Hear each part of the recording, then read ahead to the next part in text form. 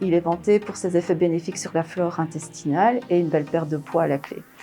Il consiste à réduire, voire même supprimer complètement les produits laitiers, les céréales, ainsi que tous les produits transformés.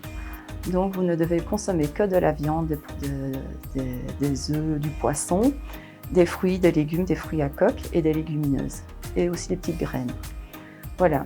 Or, on sait que la réduction, la suppression des céréales et l'excès de viande, puisqu'on n'est plus à une époque paléolithique, on ne chasse pas pour avoir sa viande.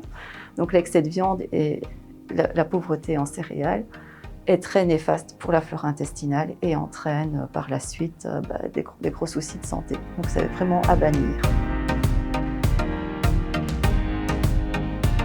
Le régime cétogène, ou appelé également keto, donc il consiste lui à supprimer tous les glucides, donc les amidons, les céréales, les sucres, et à privilégier les bonnes graisses. Donc on augmente jusqu'à 75% de l'apport calorique en bonnes graisses, les huiles, les noix, les avocats, et les 25% qui restent par les viandes, les poissons, les œufs. Voilà. Le corps privé de sucre va mettre en place un autre moyen de production en utilisant les graisses. Et donc, ça produit des corps cétoniques. Ces corps cétoniques vous donnent une coupure de l'appétit, un effet anorexigène. Voilà, donc c'est bien. Sur le moment, vous vous sentez un petit peu euphorique, vous perdez bien du poids. Mais après une semaine, différents symptômes apparaissent, qu'on regroupe sous le nom de grippe cétogène. Vous ressentez de la faiblesse musculaire, de la fatigue, également des nausées, et un effet très, très néfaste sur le cœur parce qu'il provoque de l'arythmie cardiaque. Donc ce régime n'a pas du tout prouvé ses effets bénéfiques pour la santé, donc c'est pas du tout conseillé. La perte de poids, oui, elle est bien présente sur le début, mais sur le long terme, elle est quasi nulle. Donc c'est vraiment le régime à proscrire. Il consiste à réduire de 500 à 600 calories par jour votre apport calorique. Il y a 3 formes de jeûne qui existent. Donc il y a le jeûne 5.2, c'est 5 jours de régime standard, 2 jours consécutifs de jeûne.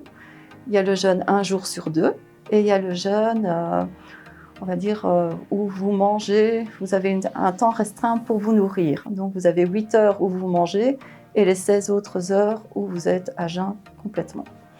Voilà, donc les études sont toujours menées chez les animaux. Les effets positifs du jeûne sont bien répertoriés, mais que chez les animaux. On a mis en place des petites expériences chez les êtres humains. On a choisi une catégorie de patients, des patients obèses. Et là, on a constaté que sur quelques mois, la perte de poids était bien présente et ils amélioraient leur résistance à l'insuline. Donc, sur le long terme, on ne peut pas encore dire que ça marche à 100% parce que c'est compliqué de tenir ce genre de processus sur la longueur.